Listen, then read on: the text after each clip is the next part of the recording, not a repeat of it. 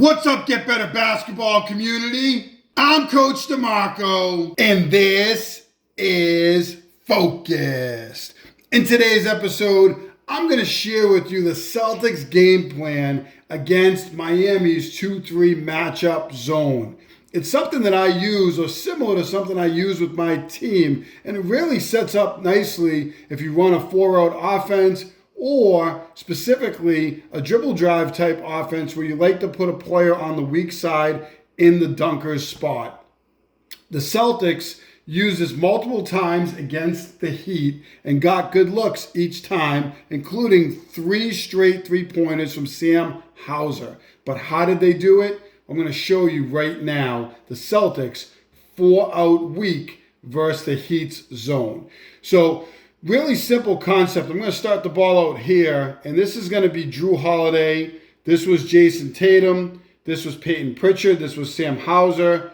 And this is going to be Al Horford. So think about your personnel and how you'd like to line up with this. I know you might not have Jason Tatum, but you probably have a scorer and you have your shooters on the weak side and a bigger post-type player inside. I know when we ran something similar, we had players in our dribble drive spots, and it worked really well for us. So, pretty simple concept. What the Celtics are going to try to do is get the ball into Tatum here, and they're going to look for their weak side options, but it doesn't always work out like that. There's 3 different examples I have for you. One where there's a double team, and a couple where there isn't necessarily a double team, but they hit other options off it. So we're going to go from Holiday, we're going to go to Tatum here, catch it a little bit higher on the wing, and he's going to sort of back into the post area. Now, if you don't have a player that can do this, don't worry, because the other examples that you're going to see in the clips will show you what it looks like if you're not going to run it through your post player and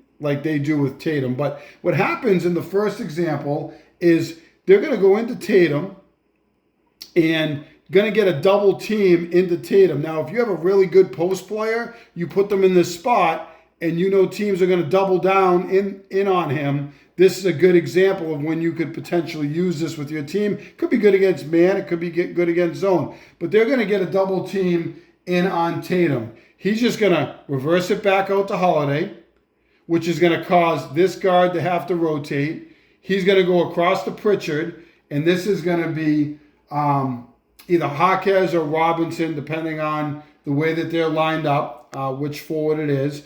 2 of the 3 times it was Jaquez who had to rotate out. And what they're going to do on the backside, and this is really the most important part of all this, is they're going to screen in and really try to pin this player in so they can't get out on the shooter. And we're going to go one more over to Hauser. Obviously, if this player does get out, you could dump it inside and you can get a look out of it. But they're going to pin this player in so he has a hard time getting out, and Hauser's going to get an open 3-point shot. They're going to run this in their half-court offense. They're going to run this in baseline out-of-bounds situations. When they do in the baseline out-of-bounds situation, we're actually, and it was on the other side of the floor, but I'll just show you quickly before I jump into the clips. The Celtics actually, when they did it in that situation, they never got the ball over to Tatum. They actually, just going to put the X's back in their spots, they ran it in a baseline out of bounds situation. It actually came in on this side, but I have it diagrammed this way, so I'm just going to show you from here. It came in to Hauser. He reversed over to Pritchard, who was a little bit higher up on the floor, and then it went one more over to Jrue Holiday, and Jrue Holiday was actually in the clip you'll see is on this side, but right now I have him diagrammed here. Same difference. He's going to attack the paint, and what happens as he attacks the paint, this forward is going to have to slide in because he wants to get inside of Horford. If Horford gets inside of him and the center helps, I'll just show you what that would look like, and the center helps over, it's just going to be a dump in to the weak side block for an easy basket. So it forces this forward, and this is where I think it'll be most effective with your team. It forces that forward to get inside. So all you got to do is get a pin on this player, and you can get a kick out to the opposite side for a 3-pointer. So you drive in, and you get that kick. If this player jumps out, you can get a dump inside again. So they run it this way in a baseline out of bounds situation. They run it the other way I showed you off the double team. And there's another instance where they're going to get a double and they're going to run it as well. I'm going to show you each of the different examples 3 times in a row where Hauser got an open three-pointer. It's a great action, one the Celtics use, one I use with my team, a similar variation of this, and one that I know will work with your team. Let's check it out. So here is the first example of the Celtics running this setup. And for me, it's really about the matchups, the spacing, the timing, all the details that make a difference. You're going to have Holiday out here. You're going to have Tatum in the corner. You got Pritchard out here, and you got Hauser. So putting players in positions where they can be successful, but the timing and the spacing really makes a big difference. So that pass goes into the corner. You're going to see Robinson rotate in on Tatum. And look at Horford duck in here. Now, Kevin Love is staying here, and you're going to see teams do this even at the high school level. Even if this isn't Jason Tatum, teams are going to walk their center over to the strong side. So you could get a dump inside to that player right here, and that's going to make the center recognize, oh boy, maybe I have to look this player up and not give them an open scoring opportunity. You have the kick back out on the weak side and also back up to the top. What the Heat are going to do is they're going to double in on Tatum. Now, if you have a really good post player, might not be Jason Tatum, but might be a player that's taller that warrants a double team, you could potentially have this same look. If you don't, I'm going to show you other examples, so don't worry, where this is effective even if you don't have a player that's a taller player that's going to warrant a double team at the high school, college, or maybe the professional level as well. So we're going to get a kick out right here to Holiday. All right, that causes the zone to scramble. Here's Jaquez, the weak side forward. We get a kick over to Pritchard. Now look at Horford. This is the key. All right, simple setup. If you take anything away from this, it's the 4 out, it's the weak side pin, and now Jaquez has to come out. A lot of teams have to hedge with their forward on the weak side, so it's just a one more to Hauser, and he's going to get a wide open three-pointer.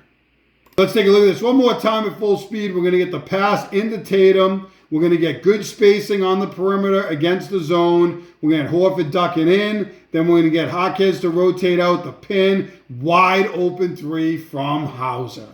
So the next time we're going to get it is out of baseline, out of bounds situation. We're going to get a pin. What starts as a strong side is going to end up being the weak side in a minute. Tatum's going to pass it in. He's going to rotate. And those players are going to end up in the same spots.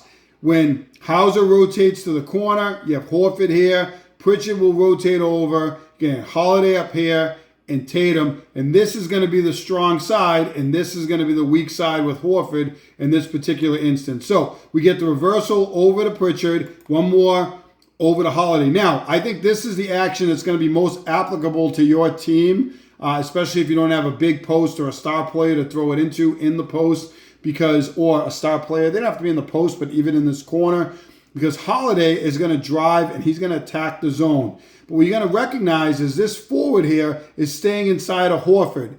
If they come outside of Horford, Horford ducks in. He's got a wide open layup, so they can't do it. They have to stay inside of him. Center's going to end up on the strong side. So as Holiday drives the paint, Horford's just going to get a piece here of Duncan Robinson. And this is the one time Duncan ends up on the weak side. The other times they were throwing it into Tatum here, and they had Jaquez on the weak side. I think they were trying to get Tatum matched up with Robinson. But he's just going to get a piece of Robinson, and Horford is going to set that screen, and they're going to get that kick out to Hauser, and he's going to get another open three-pointer. Let's take a look at this one more time at full speed. The Celtics are going to run it to the other side of the floor. Holiday is going to attack the paint, screen, Hauser open three. So here we are again with the third of 3 straight three-pointers. They're going to throw it into Tatum here on the wing again. Even if you don't have a dominant post player that's going to warrant a double team, put the ball in your best player's hands on the strong side of the floor. Put 2 shooters on the weak side. Put your center there to pin that player, and you're going to get some open looks out of it and put a lot of pressure on the defense. The Celtics are trying to get Tatum matched up with Duncan Robinson. They're going to get that matchup again, and the Heat are going to look to set a double team. Now, the last time, Tatum went right back out to Holiday, and you see Hero smart, so he's trying to jump that pass. Tatum is going to make this is a tougher pass. He's going to skip it to the weak side, but Jaquez has to slide down here because he knows Hauser's here, and if he cheats too much, he's worried that he's going to get an open look. You got two shooters on the weak side. If you have two shooters, great. If you have a great shooter in the corner and a slasher here, I think also can be really, really effective with your team. Tatum's going to make that kick all the way over to Pritchard. It's going to force Jaquez out again. Horford just going to get a piece here of the center, and we're going to see Hauser get his third of 3 straight three-pointers wide open. Really simple action here by the Celtics where details matter. Get it to your best player with good spacing, good timing. Put your players in positions where they can be successful, and you'll get a wide open 3. By the time you watch this video, we'll probably know how the Heat adjust to this setup by the Celtics. I would think that they're probably going to put less of an emphasis on the strong side of the floor, and they're going to have to recognize the weak side a little bit more. But what that's going to create for the Celtics is a matchup with Tatum in this corner, potentially one-on-one. And if the center isn't in position to help or other players aren't looking to double, he's going to take advantage. If they look to double, he's going to be able to kick out to these players for open three-pointers. So they're really putting the Heat in a bind. Really curious to see how they adjust, thinking they might not double team as much and try to take some chances in their matchups with players in this spot. And maybe they have to adjust their personnel a little bit so they can match up with Tatum a little bit better one-to-one. I think Jaquez can match up with them. Robinson had a tougher time. I feel like this is a great action that you can use with your team.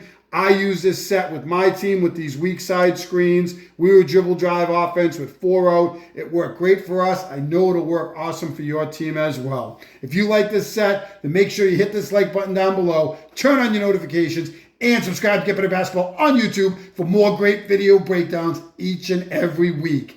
As always, get better every day.